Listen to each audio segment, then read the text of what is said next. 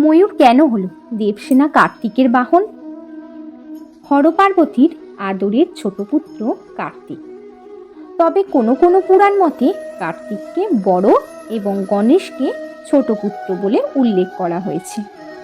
ময়ূর হলো ভগবান কার্তিকের বাহন।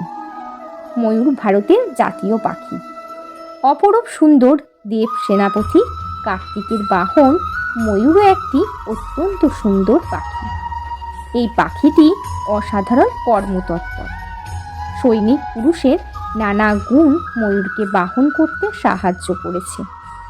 ময়ূর খুবই সামান্য নিদ্রা যায়, সর্বদা সতর্ক থাকে। ময়ূরের স্বজনপ্রীতিও লক্ষণীয়। ময়ূর ঠিক সৈনিক পুরুষের মতো অনলস কর্মকুশল এবং লোকপ্রিয়তা বলাই বাহুল্য।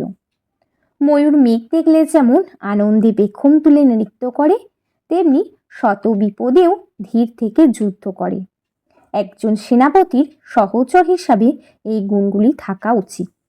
সম্ভবত এইসব কারণেই দেব সেনাপতি কার্তিকের বাহন ময়ূর।